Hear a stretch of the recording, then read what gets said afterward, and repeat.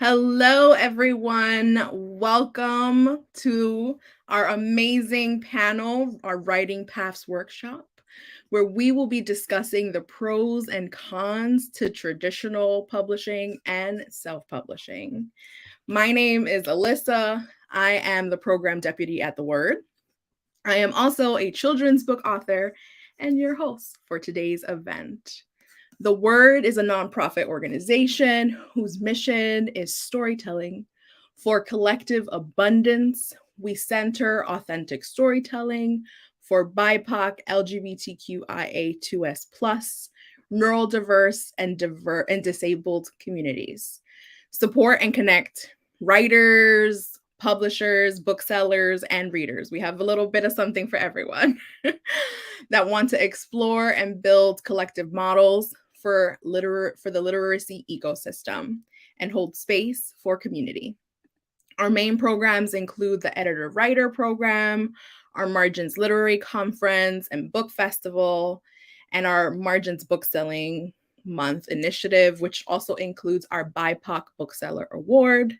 The program you are a part of today is our Writing Paths workshop, where we do free workshop conversations about how the industry works. Thank you all for saying hello in the chat. Keep that energy up. We really greatly appreciate it.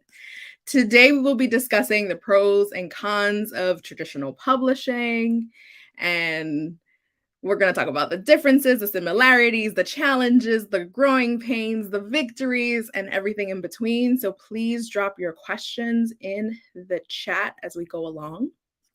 I have the pleasure of introducing our amazing panelists. Let's bring them on stage.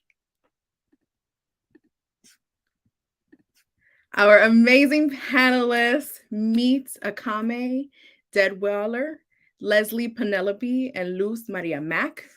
Acamea Deadwiler received critical acclaim from Publishers Weekly, which they are super critical, for her book, Single That. She is an accomplished writer who has appeared on the Fox television network talk show More, a former top contributor for Yahoo, and a frequent contributor to mindbodygreen. Acamea has been featured in the New York Post, Cosmopolitan, Bustle, Bellevue Literary Review, and Beyond Words Literary Magazine. She is also a TEDx speaker. Woo, girl, I'm so ready to hear all about that. Then we have Leslie Penelope, has been writing since she could hold a pen and loves getting lost in the words in her head. She is an award-winning fantasy and paranormal romance author. Her novel, Song and Blood of Stone, was chosen on one of Times Magazine 100 Best Fantasy Books of all time. Woo! Equally left and right brain, she studied filmmaking and computer science in college and sometimes dreams in HTML. She hosts the My Imaginary Friends podcast and lives in Maryland with her furry dependents. And then we have Luz Maria Mack, who is a dear friend of mine. She is a Dominican children's book writer who resides in the vibrant South Bronx. She was born in Villamela, Dominican Republic, and immigrated to the U.S. as a young child with her family. She holds a master's in public administration from Metropolitan College of New York with a wealth of experience in hospital and nonprofit spaces. She is known for writing stories, celebrating culture and language while empowering children. Her inspiration comes from her husband and 3 beautiful children. In October 2020, Mac won the Best Animated Short Film at Bridge Fest. And in March 2021, her book Pequeña María, Descubre su baile, was featured in PBS Chat and Learn program. She also collaborated with the Disney Storytime art team to co-write The Family is Everything Disney Encanto picture book. Mac's latest book, The Secret of the Plátano, was released September 2022, and became a #1 new release on Amazon. in Children's Central and South America books. It also received the Best Children's Picture Book of 2023 by the Children's Book Committee of Bank Street College of Education. Woo, you ladies have my tongue twisting with all of your amazing accomplishments. This is great. So now that I have read your amazing bios, feel free to share with us what drew you to writing and specifically publishing, because you can be interested in writing and you can write for yourself, write in your journal, write in your diary, but what drew you specifically to publishing? And I will hand the mic off to Leslie first. Thank you so much for inviting me to be here. Like my bio says, I've always been a writer. So I was in literary magazines in high school and college. I was always scribbling, trying to get published in those little ways. I didn't think that I could ever write a novel, really, until I was definitely, well into adulthood. And so what got me thinking about publishing was just that I had read so much. I loved books so much, and I kind of just wanted to be a part of that. And I feel like everybody has a story to tell.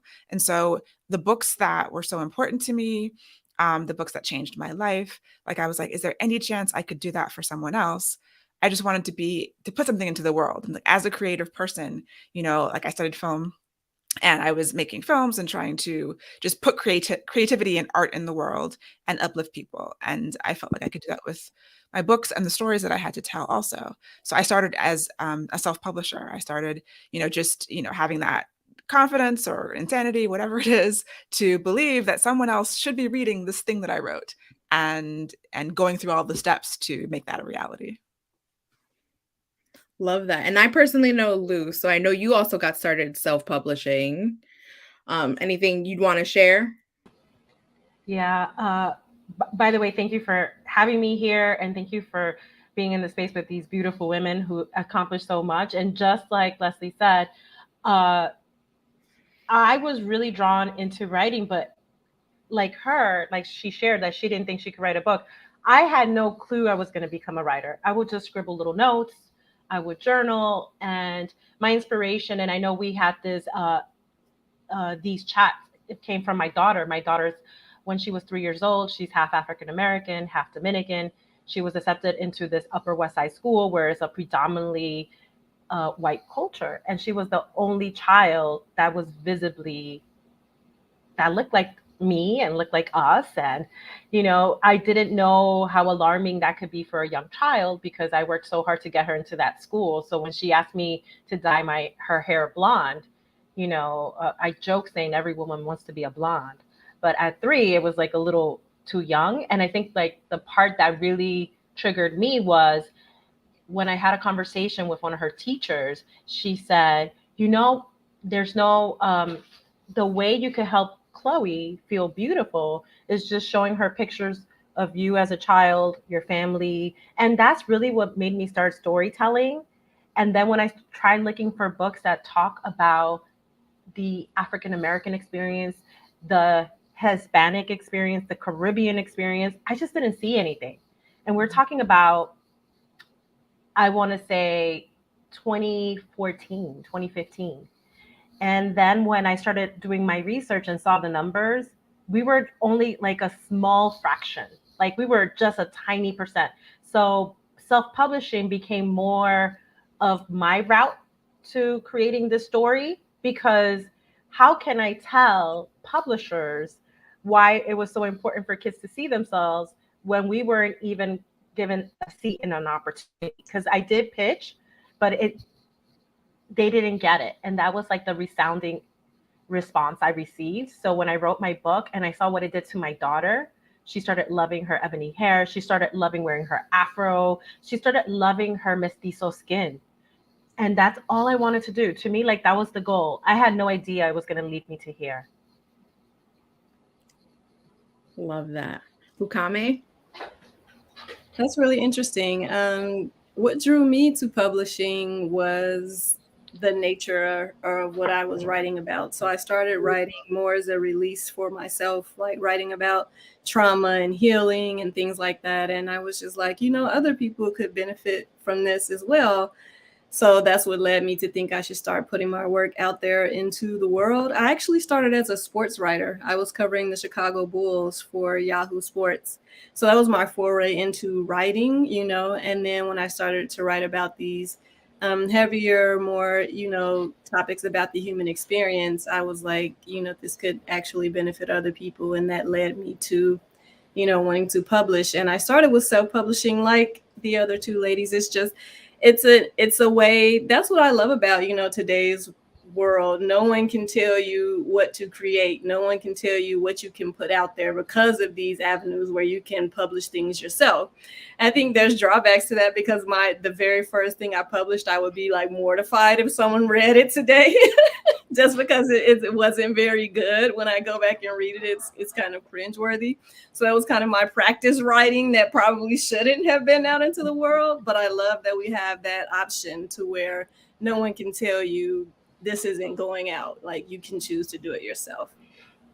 Wow. And the sports writing community is also an extremely like competitive community, predominantly white male. I have friends that are in that space and also adjacent to that space. And the fact that you started there just speaks a lot to your like grit and your resilience, because it is not easy being in that space. So, hats off to you for sure. Yeah, it's brutal. The commenter people are passionate about sports, so commenters are brutal. And then also just being a woman in the space, if I call a basketball player to interview him, it turns into you trying to take me on a date. And I'm just so you have to deal with those kinds of things. So yeah, it was a lot, but I learned a lot and grew a lot in that space. And that's what it's about, right? It's about growing, it's about learning. So thank you for sharing that, learn more fun things about all of you.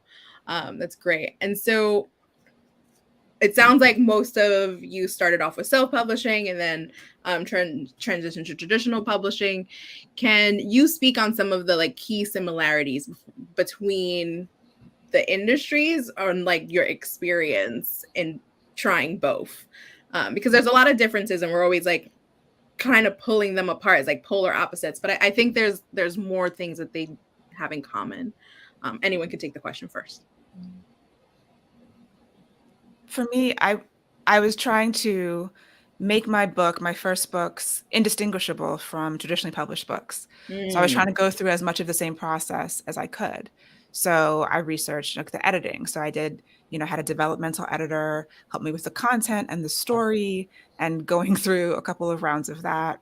And then copy edits and then proofreading. And so trying to go through the, make sure because it's my very first book, I wanted it to be good. I wanted to make sure it was edited and people wasn't full of typos. Like, the stigma of self-publishing is that it's low quality.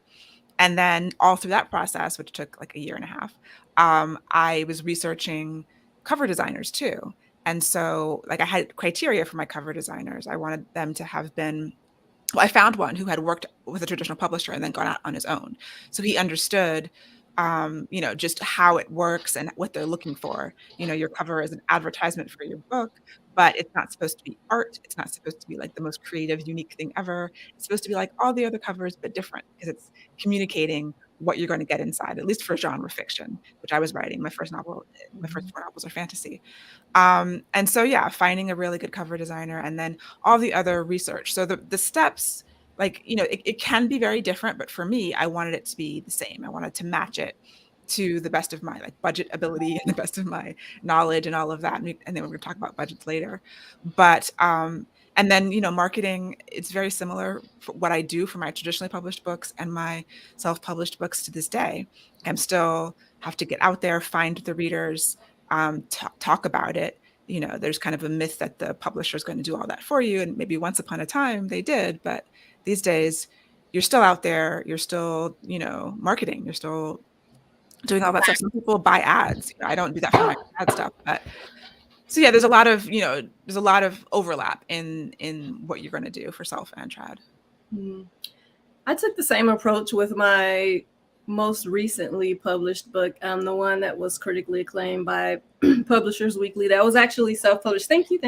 That was actually self-published, but I took the same approach as Leslie. I hired professional editors, beta readers, developmental, editors, cover designers, because I wanted it to be indistinguishable. I didn't want you to look at it and know instantly, oh, this is a self-published book. I wanted it to be able to sit next to traditionally published books and stand up to that standard, because that is, one of the issues in the self-publishing industry. So I took the same approach. I'm invested. It's a lot of self-investment, if you're going to self-publish.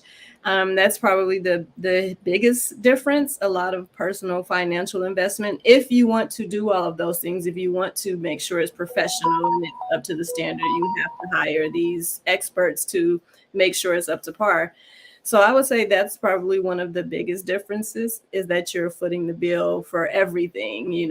How much goes into it depends solely on how much you're willing to put into it. Love that. I'm a little shy to say this, but my first book was really much a DEY project.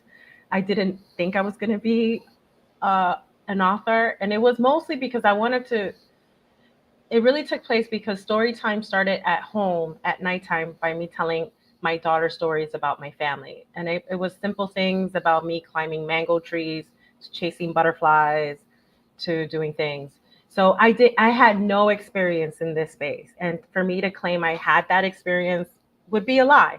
So I really learned by trial and error. So when I did my first book, I hid it from the world because it was really meant for my child. And little did I know, like, it not only did it help her, it was picked up by a couple of family members that they're like, okay, this shouldn't be a DEY project. Like, this should be a real book because there's a really good content in here.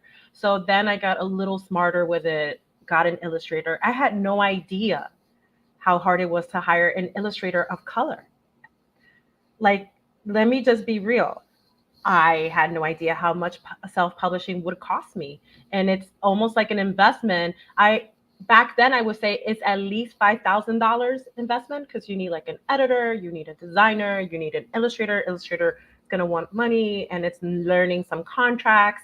And this is why I'm being a little sheepish to say that it was a DEI project for me at first. So when transforming the book to an actual book that got featured in PBS, and it got featured in New York Cares for the fact that it showed culture in multiple ways, especially Little Maria Discovers Her Dance, Pequeña Maria Descubre Su Baile, because it hit on 5 things that a lot of Latine or Latinx books aren't doing.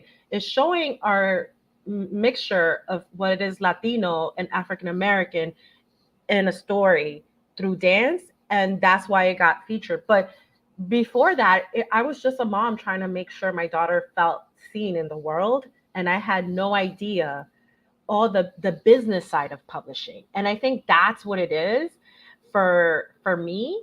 I had no idea how much research I had to do to get in the right space, to be seen with my colleagues as equals. Because let's get real, like, that's why a lot of self-publishing authors get a kind of like bad flag, like, your book is not well designed, it's not this, it's not that. But many of us kind of failed to do that research. So I did that the first. So for those who have failed to do the research, you're still in time. That's why we have 2nd editions, 3rd editions, 4th editions. If you get to 5th editions, just pick another book.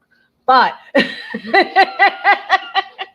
I'm sorry to be silly, but it's true. And I do want to encourage people that wherever you're starting at, just know that there's a place for you, because I'm that oddball that kind of found myself here, And I just thank you so much, all of you, for your honesty and your transparency. I don't have experience in self-publishing. My route was strictly traditional publishing. And I think for me, the reason why I was like, I needed to be traditionally published was because I really wanted it to be available in like schools and libraries. And I always heard like, well, if you self-publish, it's not going to be picked up in those spaces. And so thank you all for sharing the like the process and being honest with knowing like it's never too late if you didn't do it the quote unquote like right way by doing all of the research ahead of time, which let's be honest, how many people start businesses and start initiatives not doing the research? A lot of us, right? It's never too late. And one thing, again, I know Luce personally, one thing I can say about Luce is you learn fast, you learn quick. So even though you didn't do the research from the beginning, your evolution as an author has really like showed your journey, and it's amazing. So thank you for sharing that. We're going to take an audience question. Mo wants to know, do you think it's a lot harder for BIPOC authors to get published, agents and editors not being able to relate to our characters, and stories being a top reason? So who wants to take that one first? I'm just like, yes, I would have to agree. Yeah, I do think like for a long time, you know, that's been the case. Absolutely. I think that's probably why all three of us, that's one of the reasons I self-published initially, because I'd heard horror stories from other BIPOC authors. You know, oh, we already have, you know, we have one Black book, we have one Lebanese book, we can't have any more Middle Eastern, you know, authors this year. We've had one Latina, you know, like all of that stuff happened for a long time. And now in the past few years, you're seeing much more representation. So you're seeing a lot of agents and editors specifically saying, we want these stories. We have figured out that audiences want to read them. They're still working on how to get to those audiences, but you're seeing many, many more published. So it's easier than it has ever been before. You know, it still has a ways to go. But yeah, I definitely think that you're seeing many more calls, like the manuscript submission wish lists are looking for stories with BIPOC characters all across the genres. Mm-hmm. Yeah, I agree. I think it's a lot easier than it's ever been. It's not, you know, nearly as difficult as it may have been in the past. There has been a lot of progress made. And as far as agents and editors not being able to relate to your story, I think that's going to be an issue anytime you're dealing with someone who doesn't share your experience. So that's just the thing. Is more about having someone who's willing to understand, who's open to hearing why did this character do this, or why do they speak this way, or what do this mean, instead of just shutting it down. I think that's the difference. You're always going to encounter someone who doesn't share your experience. Maybe it's just because they're older than you or they're younger than you. And so that could be a barrier from them relating to your story. But as long as they're open and they're empathetic, and they respect the story that you're trying to tell, instead of just dismissing it as like not making sense or something like that. I think that's what's most important, is having someone who is, you know, empathetic and curious about your story and wants you to tell your story in your voice and as authentically as you can.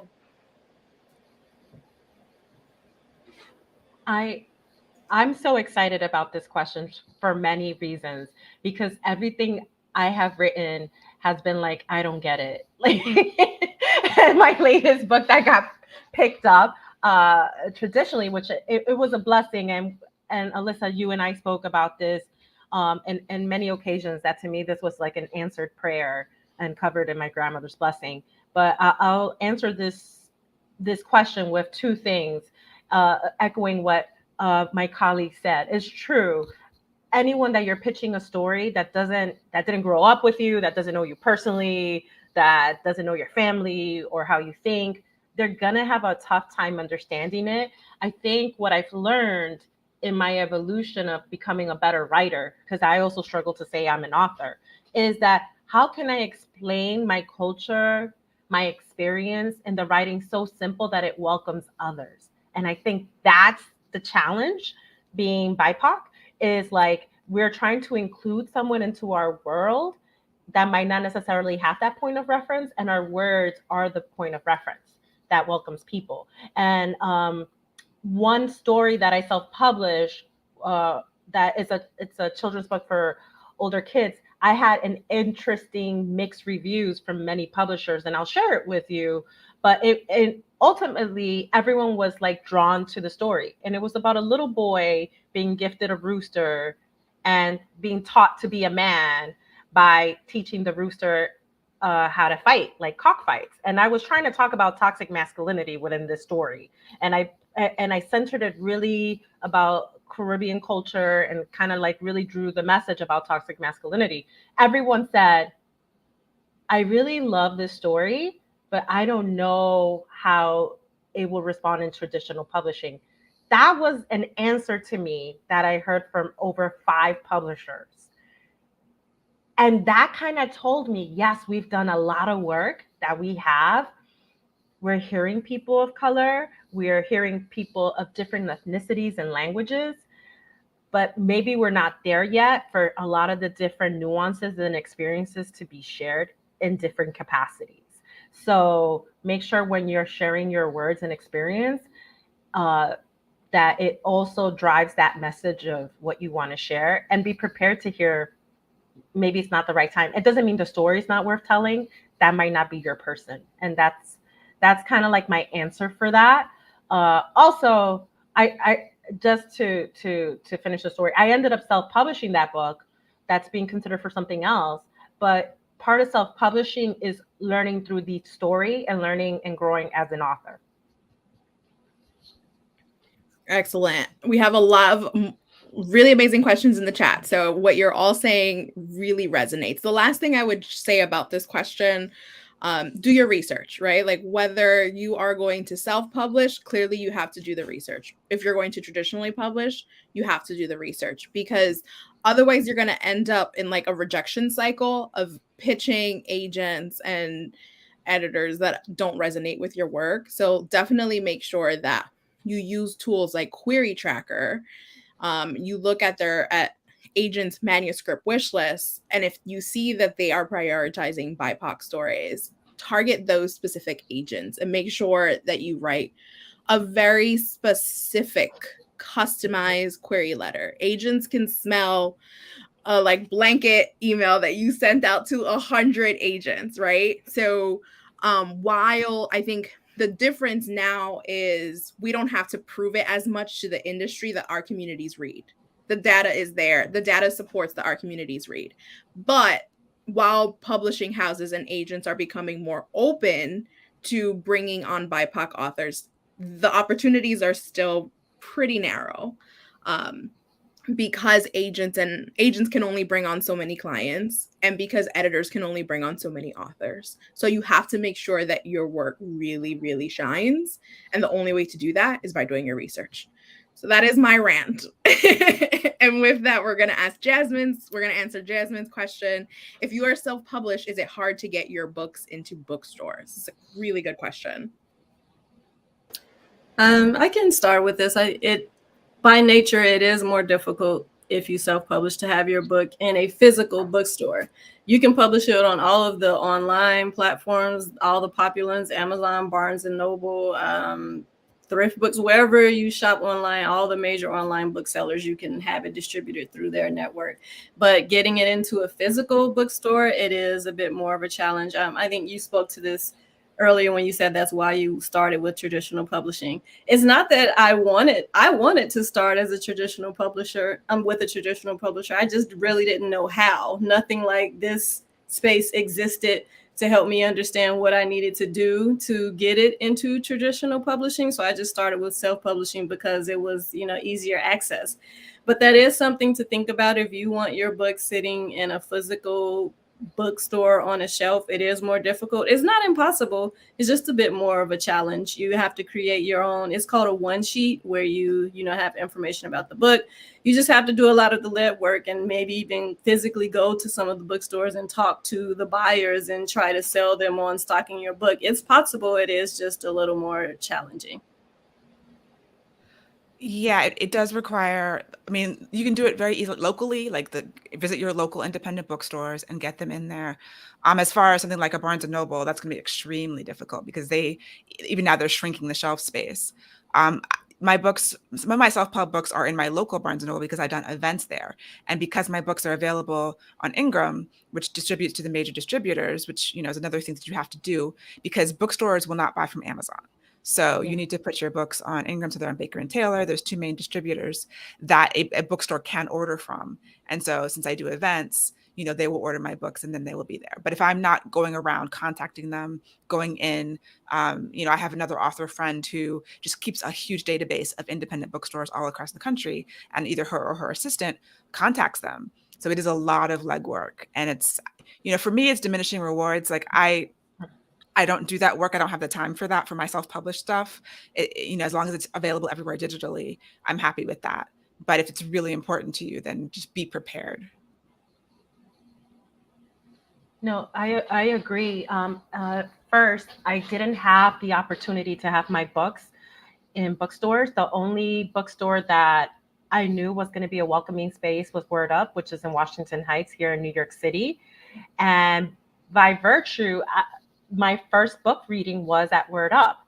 And when I got published traditionally, like they did a huge party because they knew how hard I was working. And we're talking about like 10 years of legwork, right? They also carry all my self-published work. And one of the great things is because finding a space like Word Up, which is a community bookstore that does more than just books, it's also provides a community space for the Washington Heights neighborhood. I got welcomed to other spaces. And I did a lot of the legwork, going to bookstores near me, going to Barnes and Noble. But I kind of stopped because it was kind of like, it was really, what's the word I'm looking for? I felt like a salesperson. And I know as an author, you become a salesperson. Like, this is my book, this is the benefit, this is the age group. And it's almost like you're like pitching nonstop. But it got to a point that I was like, is this what I want to do? Or do I want to spend my time writing? So I focused some time just dedicating to trying to get my book in different spaces and the other in writing, because that's really where I want to conserve a lot of my energy for. So yes, my books now, even my self-published, are in some bookstores, not all. It even got to Target, in some books shelves at Target, which is hard. Not a lot of self-published authors get at Target, but I also did something that many self-published authors don't do. And I'll share this. I did Instagram filter, and I also did an animation.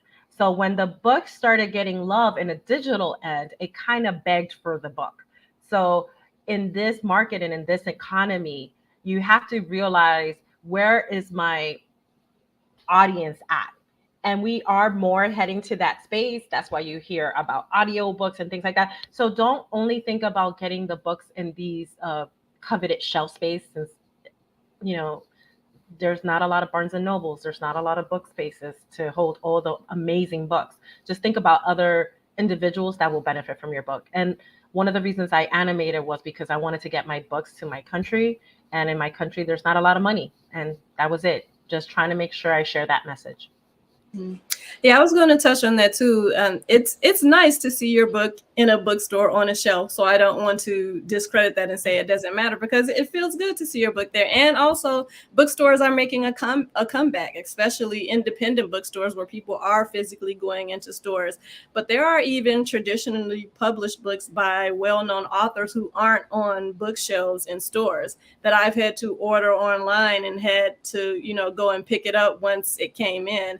So there is limited space. And then the digital age is not as important as it used to be. So I would say don't let that discourage you or make you feel like I have to go this route so I can be in a bookstore, because you can have a very successful book even without it being on a physical shelf. And like I said, also well-known authors with well-known books still may not even be on those shelves. So there's no guarantee no matter which route you go.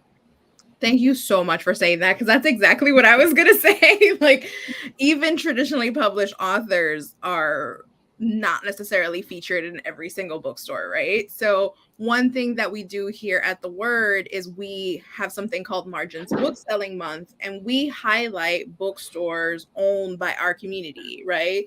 We highlight bookstores that are BIPOC owned, that are LGBTQIA2S plus owned, that are disabled owned, that are neurodiverse owned and managed, to all of those, because these are the places where you can find our books, whether you're self-published or even traditionally published.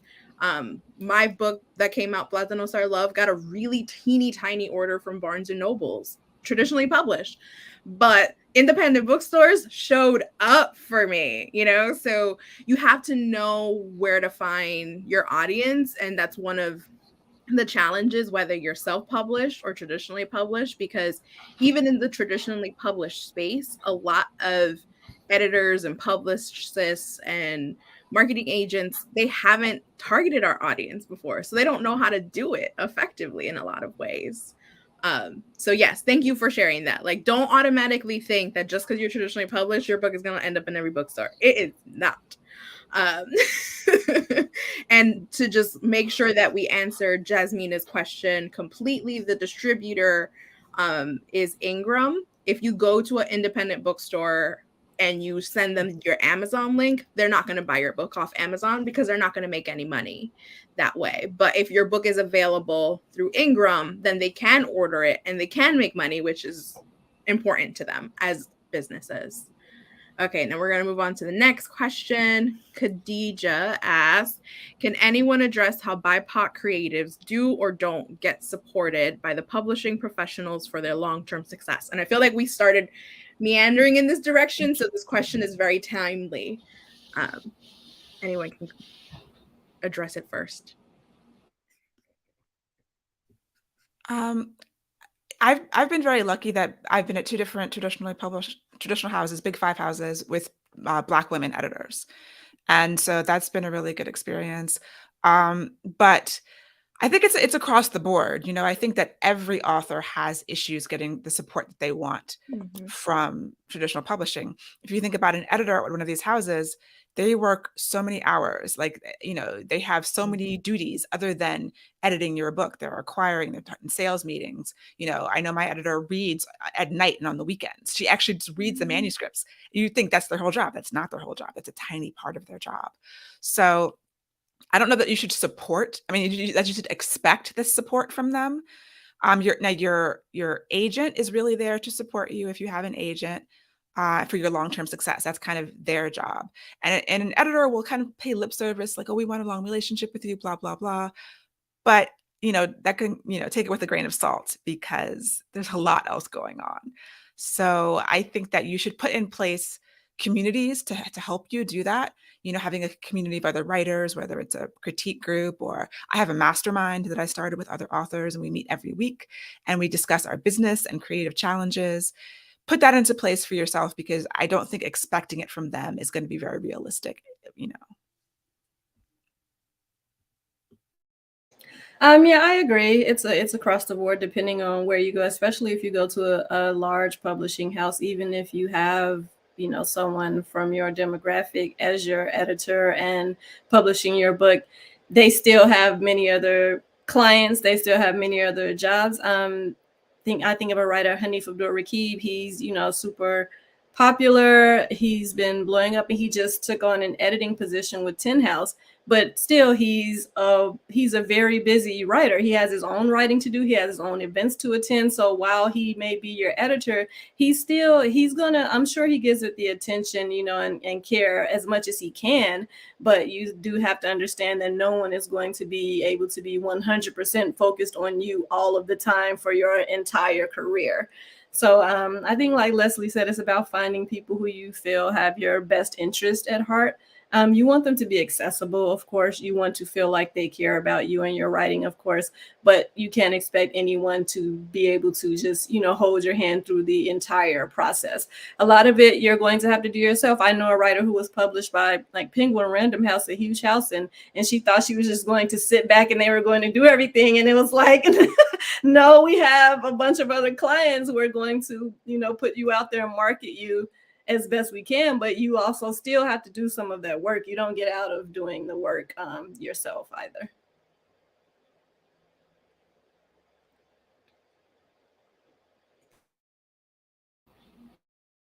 Agree with everyone. I think that one of the things that helped me since I was self-published is that I had no choice but to depend on me for posting information about my book, sharing it with my internal community. And when I'm saying internal community, it expands between family, friends, and schools. I had to do the research of where are the literary spaces where I'm expecting support, and make sure my ask is clear.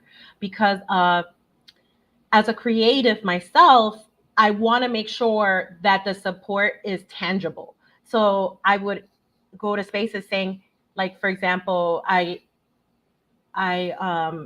will go to a school and I'll tell a school, hey, I have this book. I would love to showcase it to your second or first or second grade. And if they tell me no, okay, can you at least consider holding the book in your library space? That's the support. That's a realistic support that I could get a yes or no. So for publishing professionals, it's different, right? Because now that I've been published traditionally with my latest book, I thought my book was going to be accessible to every school, and it's not.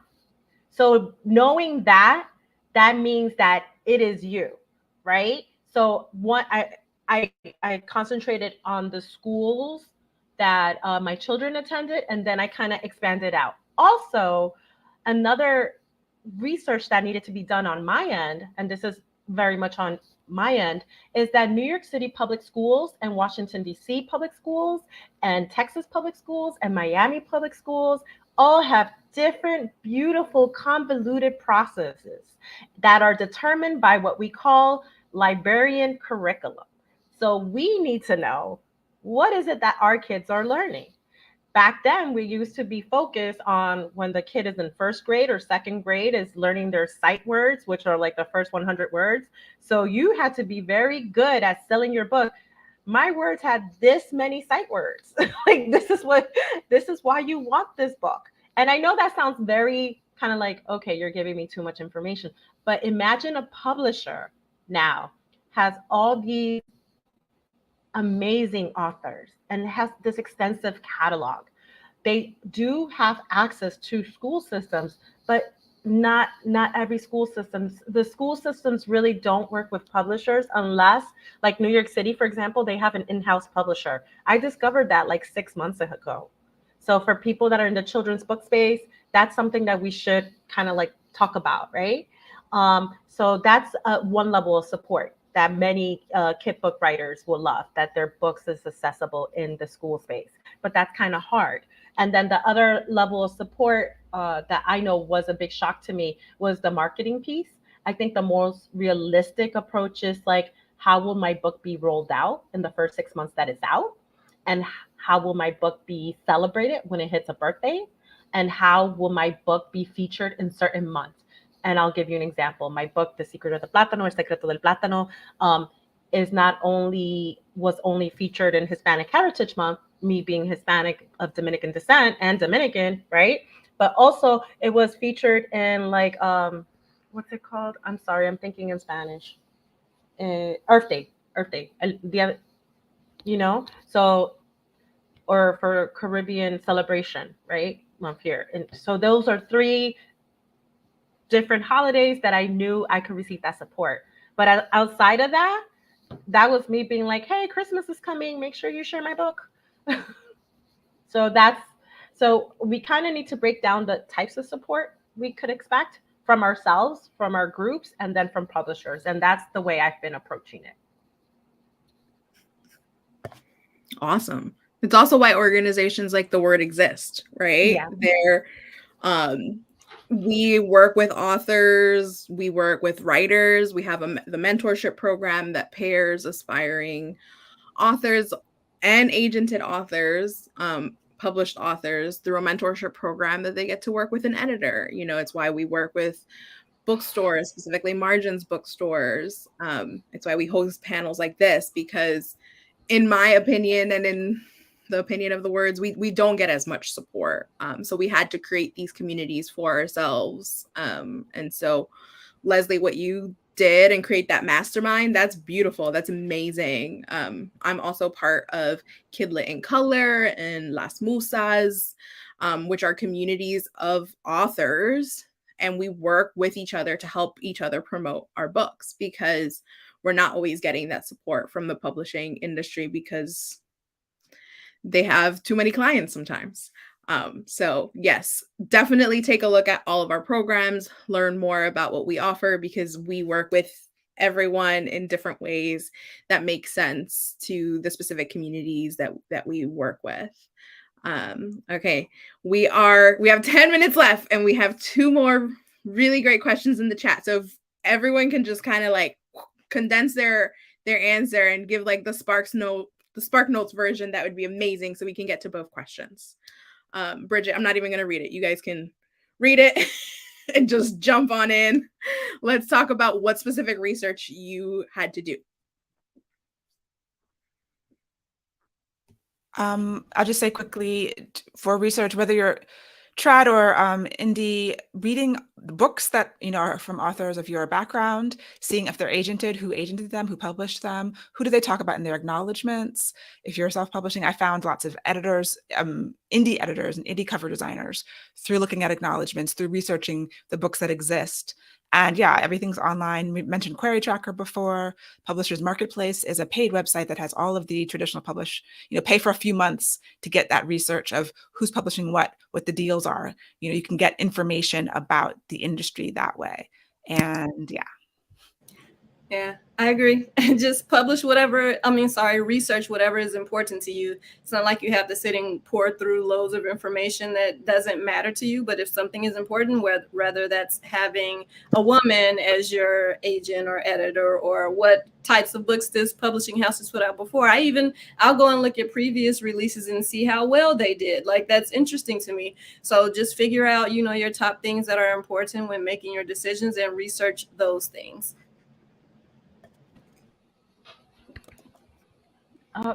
For me, like everyone said, that's important to research. Another thing that's important to research is whatever book I'm writing about, and I'll keep it simple. Like if it's a bath book, if I have 2 specific houses that I'm looking at, I need to see what other bath books that they put out there, so I'm not competing with an author that they have in place. And that's what I'm using, like an example of a bath book. Like, for example, if they're already representing an author that has a bath book, maybe my book needs to have a unique twist to it. It can't be Bath Time with Baby, because probably that title's already taken. I have to really research everything about it, content-wise, developmentally wise, because my book needs to stand out. So that's another aspect of research that I focus a lot when giving advice to others, and even taking that same advice. And I remember I had a student ask me once, "Oh, I want to do a book about this with this house," and they were very specific. And I'm like, that book kind of exists. They already picked an author. And they're like, "Well, how do you know?" And I'm like, okay. I had to like break it down in a way like, who saw the movie of like Cannibal, like the cannibal person who eats people? I'm like, Netflix had a movie about cannibal. Then months later, Hulu had a different take of Hannibal. Jeffrey Dahmer? That one, the Jeffrey Dahmer. So there was a Jeffrey Dahmer show on Netflix. Then Hulu had a Jeffrey Dahmer documentary, and HBO had another Jeffrey Dahmer. We can't have all Jeffrey Dahmers on one platform. That's what I said to them. And as soon as I said that, they're like, I got it. Perfect. So yes, we have to do the research when we're writing. We have to do the research when you're deciding which pathway you're going to go down, whether it's self or traditionally published. We have to do the research of agents if you want to do traditionally publish.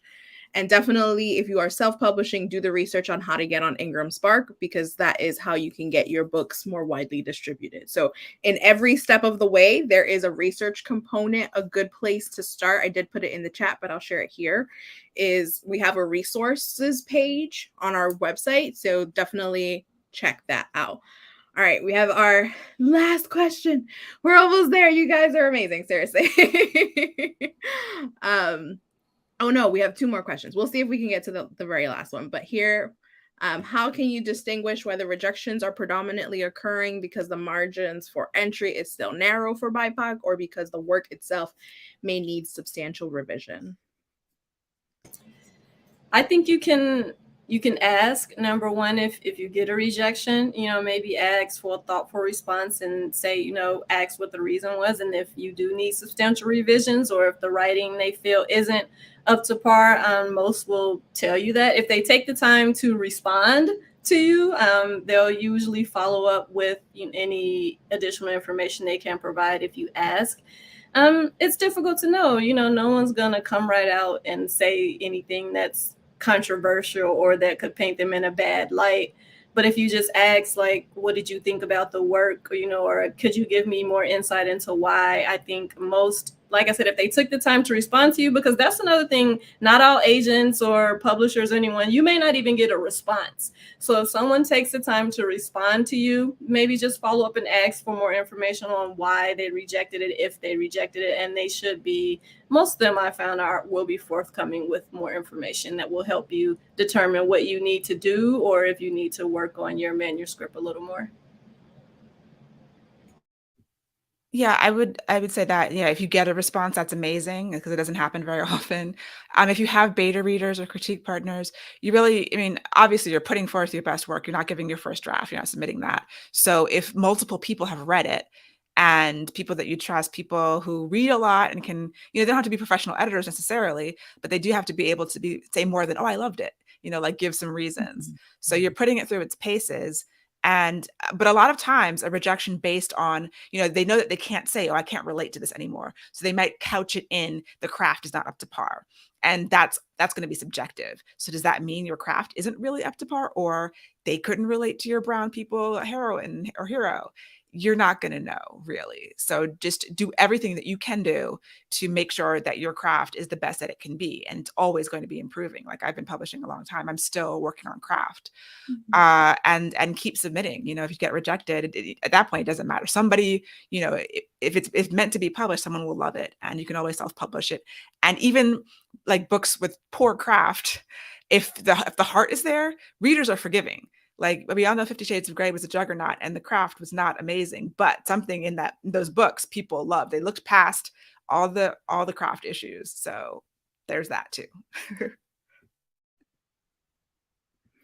Perfect. And just for the sake of time, the last question, because this is a really good one. Before you all jump in, I do want to share that we will be having our next writing path session is going to be talking all about marketing. So I hope to see you there, Jasmina. We are actually going to have a panel featuring publicists and marketing professionals. And it's basically like a mini boot camp for writers on what you need to know in order to publish your book and the marketing stuff that you need to do. So we'll definitely hear from the authors on this last question, but definitely sign up for that next one. It's most likely going to be in November. So stay tuned for our workshops, because we're going to be talking a lot more about publishing this year and in the coming year. All right. Any last minute suggestions on how you can market your self-published books?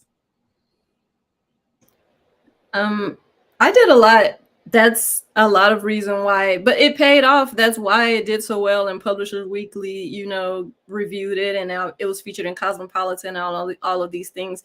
You have to put a lot into it if you want, those types of results. So I put a lot into it financially, energy wise. I hired a publicist, a professional publicist. I submitted it to a bunch of book awards. I submitted it to Publishers Weekly for review. You have to do all of those things yourself. You just have to put yourself out there and try to take advantage of as many opportunities as you can. And it's the law of averages. If you put it out there in enough spaces, some of them are going to respond. But the biggest thing I did was hire a publicist, and it wasn't cheap. Completely transparent. It was $10,000. But that's how I got placed in Cosmopolitan and Bustle and all of these different places. So yeah.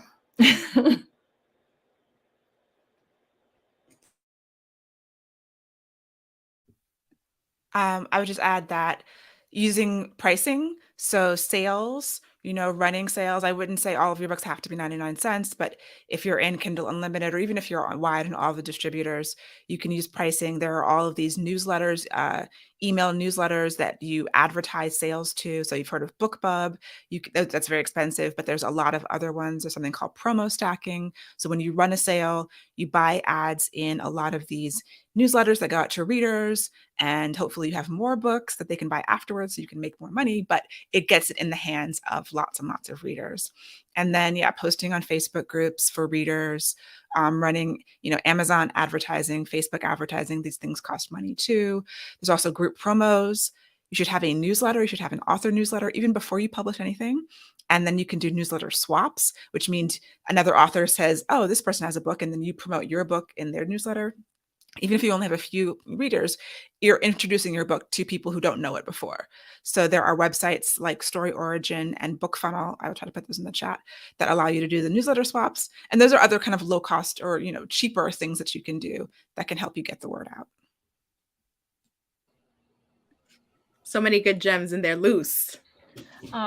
My biggest marketing trade, and I know you know this, Alyssa, is I become friends with people on Facebook, on LinkedIn, or Instagram that I really want to be friends with. And I make sure that their titles are newscast or news reporter.